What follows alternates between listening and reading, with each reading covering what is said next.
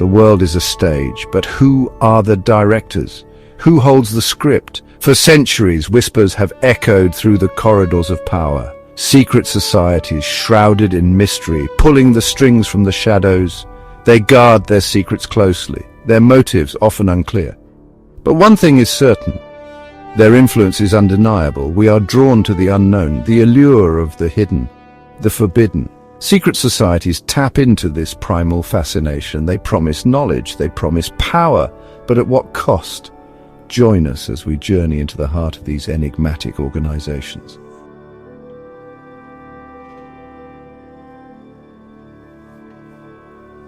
Throughout history, there have always been those who believe they know better. They believe they are destined to rule. They gather in secret, away from the prying eyes of the masses. They plot and they scheme, their ambitions hidden behind a veil of secrecy. These are the power brokers, the puppet masters. They operate in the shadows, their influence felt but rarely seen. They control the banks, the corporations, the media. They dictate government policy. They shape the very fabric of our reality. But why the secrecy? Why operate in the shadows? The answer is simple. Control. Knowledge is power, and by keeping their activities hidden, they maintain their grip on the levers of power. They can act with impunity, unaccountable to the people they claim to serve. Their goals are often shrouded in mystery. Some seek wealth and power, others a new world order. A world where they are the masters and we the masses are merely pawns in their game.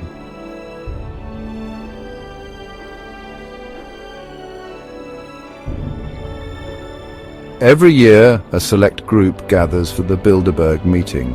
Attendance is by invitation only, no press allowed. Discussions remain secret, fueling speculation. Critics call it a shadow government. Proponents argue it's a forum for global issues.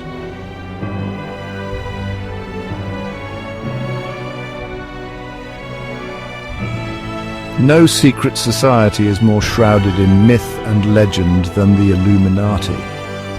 Founded in Bavaria in 1776, the Illuminati aimed to promote enlightenment.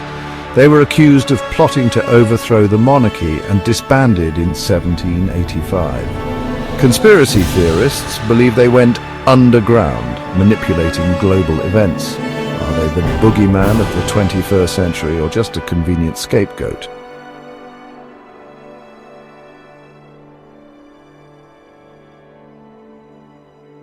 The year is 1776. The Enlightenment sweeps across Europe. Reason and logic challenge the old order. In this fertile ground of intellectual upheaval, a new force emerges, the Illuminati. Founded in Bavaria by Adam Weishaupt, a former Jesuit priest, the Illuminati, or the Order of the Illuminati, embraced a radical vision. They sought to illuminate the world with the light of reason, to free humanity from the shackles of ignorance and superstition. Weishaupt, a charismatic and controversial figure, attracted a diverse following. Freethinkers, intellectuals, and even some members of the aristocracy flocked to his banner. They met in secret, their rituals veiled in secrecy, their true goals known only to the initiated. The Illuminati's symbol, the all-seeing eye atop a pyramid, became synonymous with their clandestine power. It represented their goal to observe and influence the world from the shadows.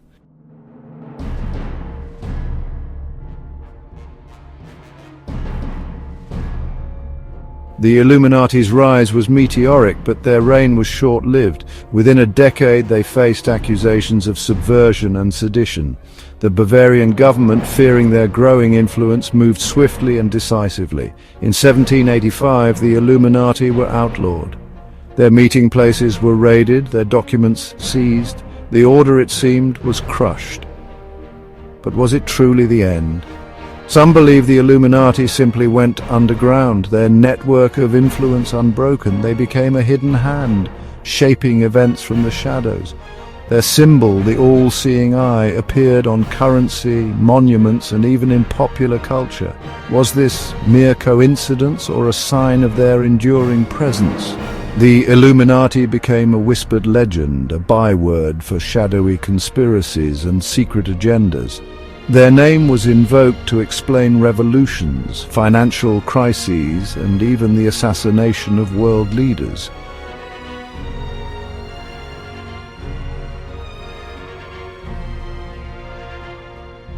The true goals of the Illuminati, if they indeed survived, remain shrouded in mystery. Some believe they seek to create a new world order, a one-world government ruled by a select elite. This new world order, they claim, would be based on a collectivist ideology where individual liberty is sacrificed for the supposed good of the collective.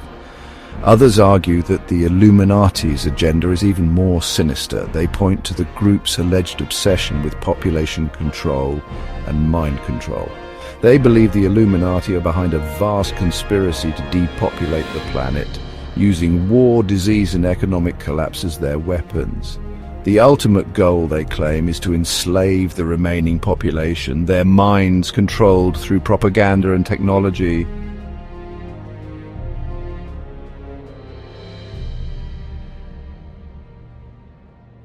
Depopulation and implantation. The ultimate goal. The idea of a secret society plotting to depopulate the planet and enslave humanity may seem like the stuff of dystopian fiction, but the evidence, some argue, is all around us. They point to the rise of global organizations like the United Nations, the World Bank, and the World Health Organization as proof of a creeping globalism, eroding national sovereignty and paving the way for a one-world government.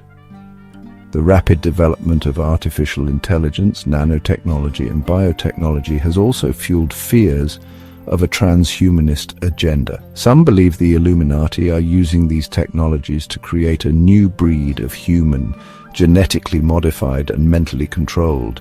They warn of a future where our thoughts, our emotions, even our very identities are no longer our own. Echoes of the Illuminati fact, fiction, or future threat.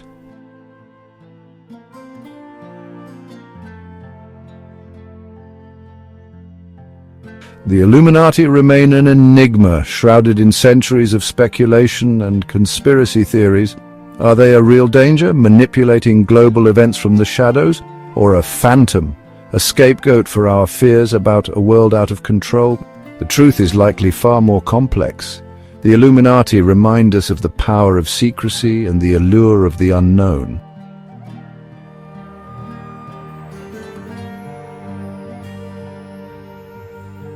The global chessboard. Enter the Trilateral Commission.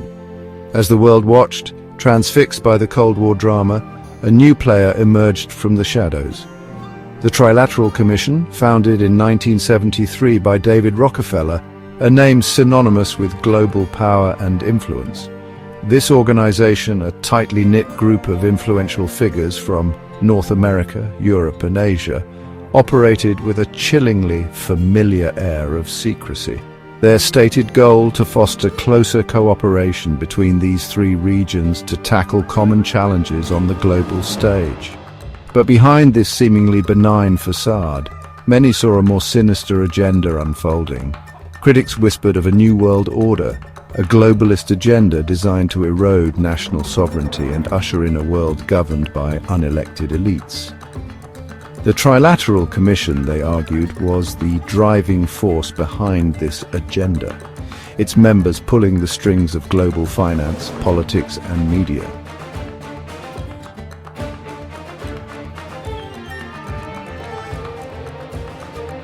Architects of globalization, the UN connection.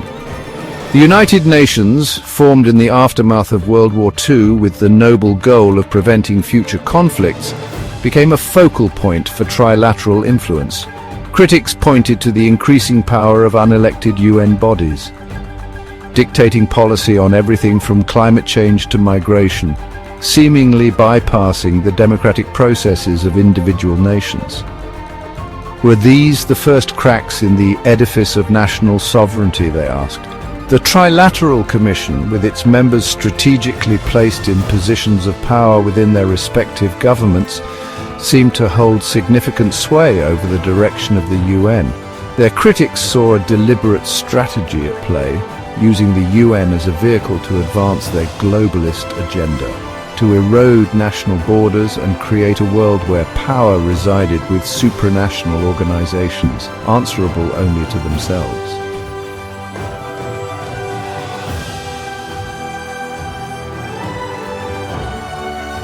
A one-world order utopia or dystopia. The idea of a one-world government, a world without borders, has long been a subject of both fascination and fear. Proponents envision a world united, free from the scourge of war, poverty and inequality. A world where cooperation trumps conflict and global challenges are met with a united front. But critics see a darker side to this utopian vision, a world where individual liberty is sacrificed at the altar of collectivism. A world where dissent is silenced, where freedom of thought is replaced with enforced conformity, and where a global elite rules with an iron fist, their power absolute and unchallenged. The Trilateral Commission, with its emphasis on global governance and its close ties to the UN, became a lightning rod for these fears. Their every move scrutinized for signs of a hidden agenda.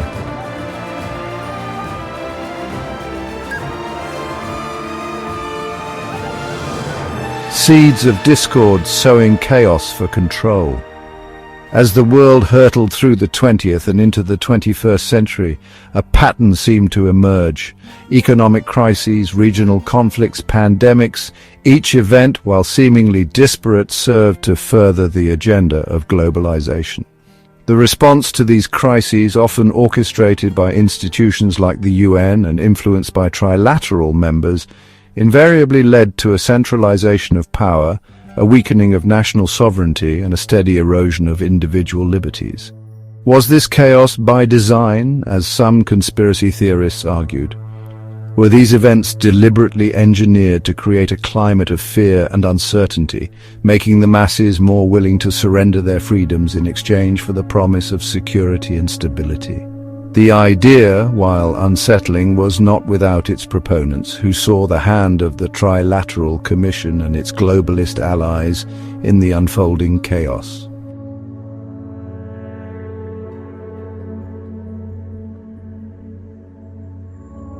The media, once a bastion of free speech and critical thought, became increasingly centralized, dominated by a handful of powerful corporations with close ties to the Trilateral Commission. This concentration of media ownership, critics argued, had a chilling effect on public discourse. Dissenting voices were silenced, alternative viewpoints marginalized, and the narrative carefully controlled to shape public opinion and manufacture consent for the globalist agenda.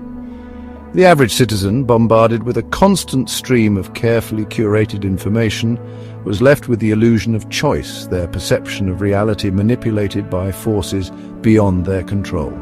The Trilateral Commission, with its influence extending deep into the media landscape, stood accused of being the puppet master, pulling the strings of public perception, shaping the narrative to fit their desired outcome, a world united under their control.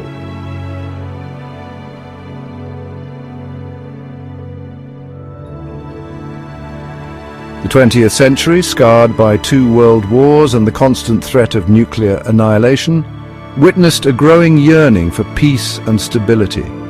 From this yearning, the concept of global governance emerged, a seductive promise of a world united, where nations would set aside their differences and work together for the common good.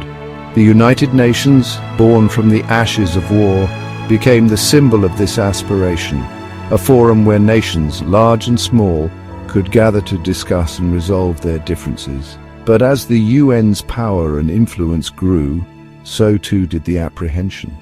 Critics warned of a creeping supranationalism, a gradual erosion of national sovereignty as unelected bureaucrats, often beholden to powerful special interests, assumed greater control over the lives of ordinary citizens. The lines between national interest and global agenda blurred, fueling suspicions that a hidden hand, perhaps the Trilateral Commission, was orchestrating this shift in power.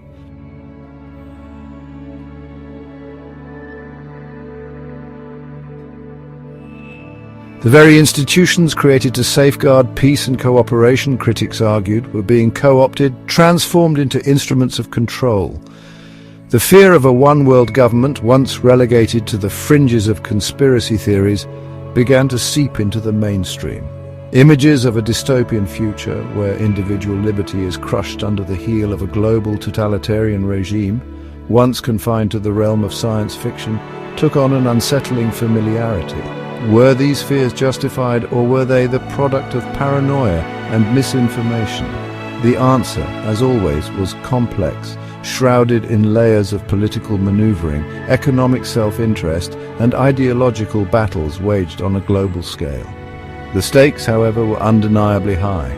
The very essence of freedom, of self-determination, hung in the balance.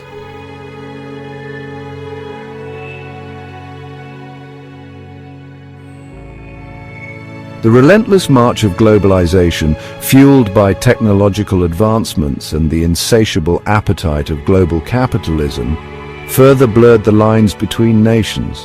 The free flow of capital, goods and information, while undoubtedly bringing about unprecedented levels of interconnectedness and economic opportunity, also eroded the traditional boundaries and identities of nation-states. The concept of a global village, once a utopian aspiration, was rapidly becoming a reality, but with consequences both exhilarating and unsettling. The rise of global issues, from climate change to pandemics, further fueled the push for global solutions, often bypassing the traditional mechanisms of national decision-making. Was this a necessary evolution in global governance, a recognition that the challenges of the 21st century transcended national borders? Or was it a deliberate strategy, as some argued, to weaken national sovereignty and pave the way for a one-world government controlled by a select few?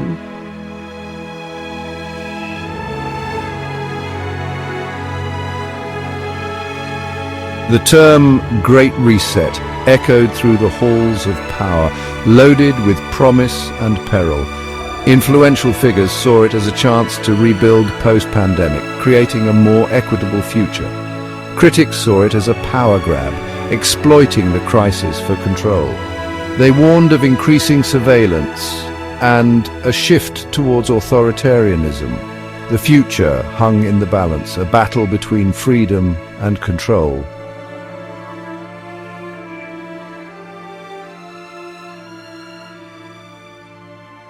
Despite the relentless push towards globalization and centralized control, pockets of resistance emerged.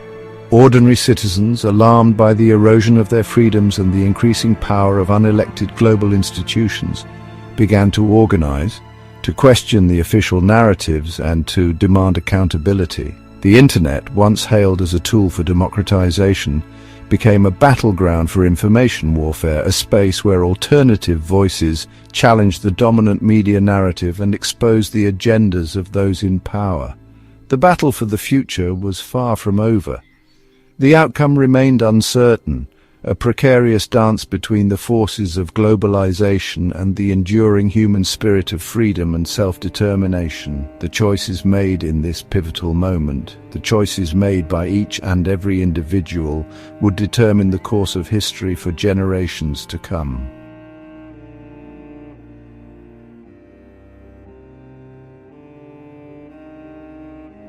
A new word entered the lexicon, a word pregnant with both promise and peril: transhumanism.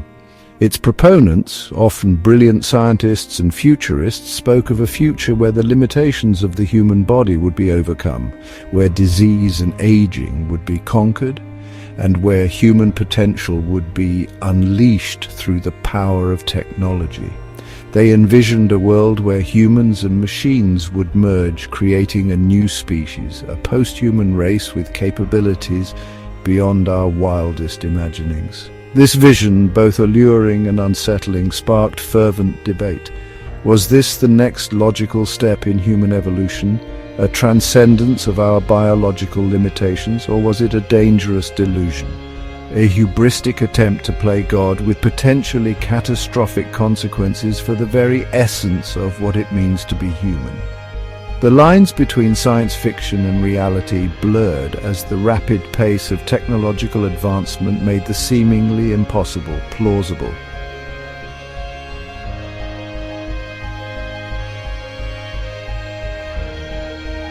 The tools of this transhumanist revolution were already being forged in laboratories around the world. Artificial intelligence, nanotechnology, biotechnology and genetics, converging fields with the potential to fundamentally alter the human condition.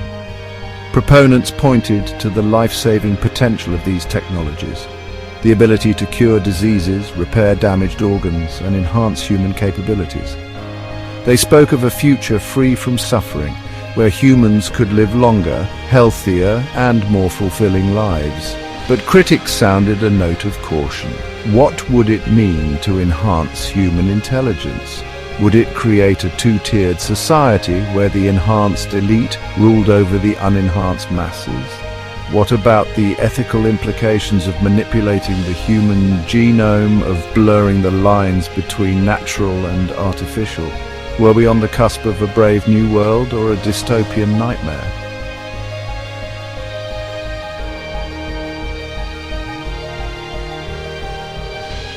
The spectre of a digital dictatorship loomed large. The same technologies that promised to enhance human life could also be used to control and manipulate it. Imagine a world where your thoughts, emotions, and even memories could be accessed, monitored, and manipulated by external forces. A world where your very identity could be erased, rewritten, or uploaded to a collective hive mind.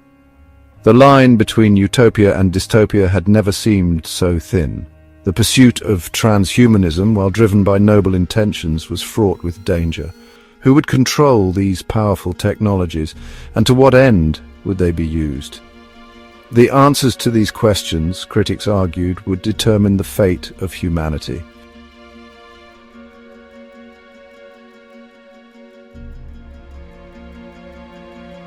Whispers of the Bilderberg group, that shadowy cabal of global elites, once again surfaced. Was this group, with its penchant for secrecy and its alleged influence over global affairs, somehow involved in steering humanity towards a transhumanist future? Evidence, as always, was circumstantial, open to interpretation. The group's known interest in technology, its close ties to leading figures in Silicon Valley, and its history of shaping global agendas fueled speculation. Were they the architects of a transhumanist agenda, deliberately manipulating technological advancements to serve their own ends? Or were they, as their defenders claimed, simply engaged in high-level discussions about the future, trying to navigate the complex challenges posed by rapid technological change? The truth, as always, remained elusive, hidden behind a veil of secrecy, a puzzle with pieces yet to be revealed.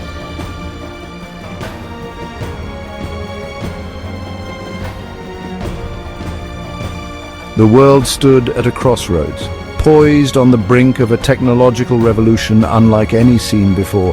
The choices made in this pivotal moment, the choices made by individuals, governments, and society as a whole, would determine the course of human history for generations to come. Would we embrace the transhumanist dream, merging with technology, transcending our biological limitations, and risking the very essence of our humanity? Or would we resist this siren song of technological utopia, clinging to our flawed, fragile humanity, and risking being left behind in a rapidly evolving world? The future, as always, remained unwritten, a tapestry woven from the threads of our choices, our fears, and our aspirations. The battle for the human soul, for the very definition of what it means to be human, had begun.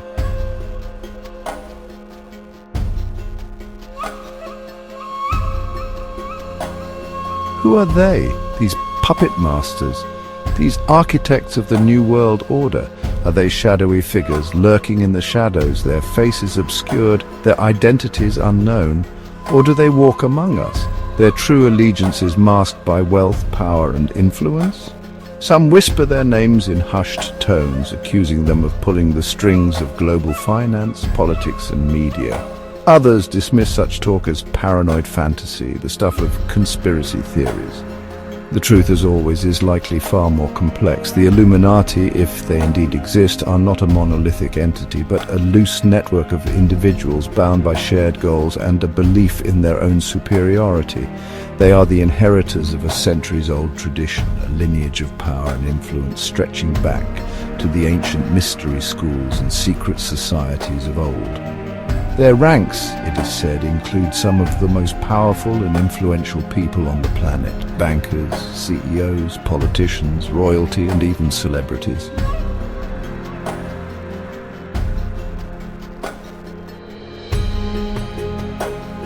At the heart of the Illuminati's web of control, some argue, lies the global financial system. Central banks, those enigmatic institutions, hold the keys to the world's money supply. Manipulating interest rates and currency valuations, they shape economies and governments. Names like Rothschild and Rockefeller are synonymous with dynastic wealth and influence. These families are seen as puppet masters of the global financial system. The global financial system remains complex and opaque, its true masters hidden.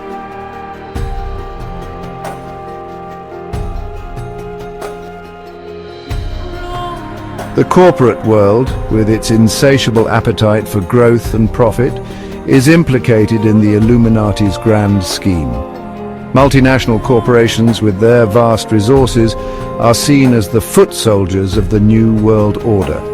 They control supply chains, dictate consumer behavior, and wield enormous political power.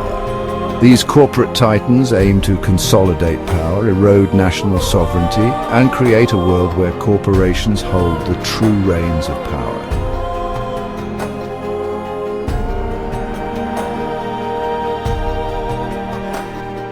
Control of information, it is said, is the key to controlling the masses, and in the 21st century, no tool of control is more potent than the media. The Illuminati, according to this narrative, understand this all too well. They have, it is claimed, infiltrated the media landscape, owning and controlling the major news outlets, entertainment conglomerates, and social media platforms that shape our perceptions of the world. Through their control of the media, they are able to manufacture consent to shape public opinion and to steer the masses towards their desired outcomes. Dissenting voices are silenced, inconvenient truths are buried, and the official narrative, carefully crafted to serve the interests of the elite, is repeated ad nauseum until it becomes accepted as reality. The result is a population that is increasingly detached from reality, easily manipulated, and incapable of critical thinking.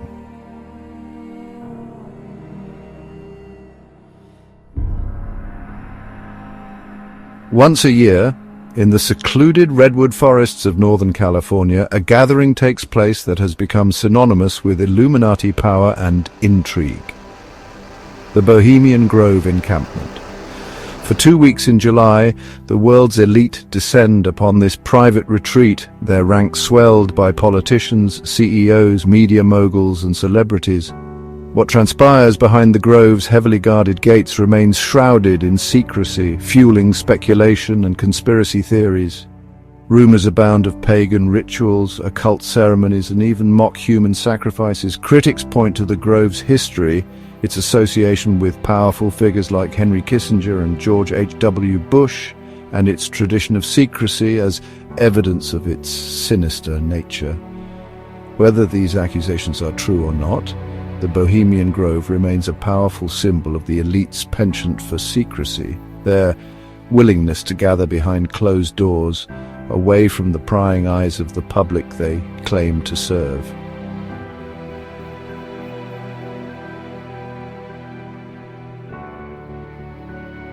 We've journeyed through a labyrinth of power, tracing intricate threads connecting events and organizations.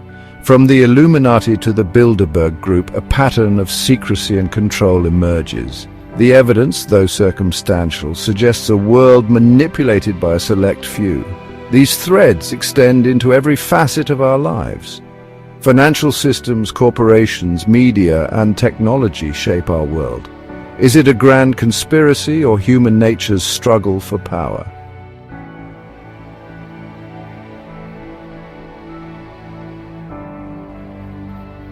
The price of apathy is high. We surrender our critical thinking skills, become numb to propaganda, distracted by gadgets, relinquishing our power. We become passive observers, participants in a system benefiting the few.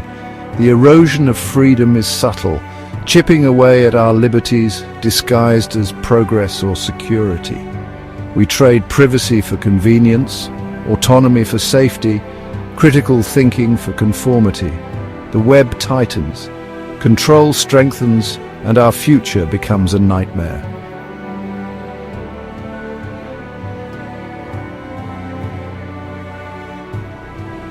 The ultimate goal of these secretive groups, some argue, is not simply to rule the world, but to reshape it in their own image.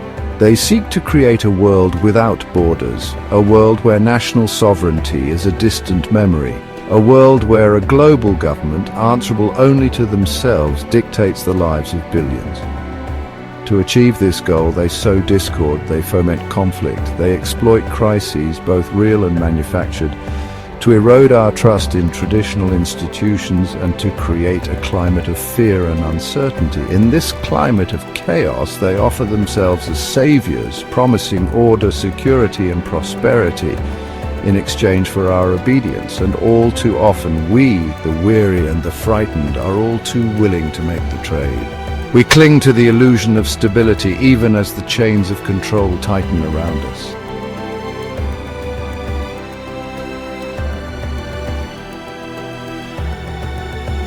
But there is hope. The human spirit, that indomitable spark of freedom that burns within each of us, cannot be extinguished so easily. As long as there are those who dare to question, to challenge, to seek truth beyond the carefully constructed facades of power, there is hope for a different future. Knowledge is power, and the first step towards reclaiming our power is to awaken to the truth. We must educate ourselves, we must learn to think critically, we must question everything, and we must never, ever take our freedoms for granted. The internet, for all its flaws, remains a powerful tool for disseminating information, for connecting with like-minded individuals, and for challenging the dominant narrative. We must use it wisely, discerningly, and courageously.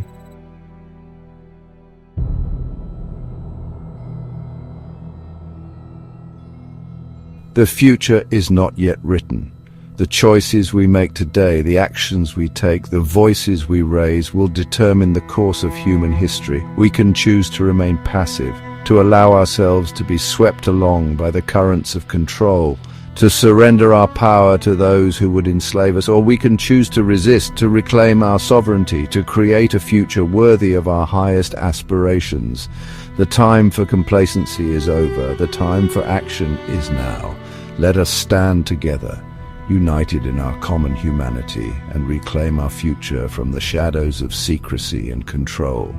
The power to shape our destiny lies not in the hands of a select few, but in the hearts and minds of each and every one of us. Let us choose wisely,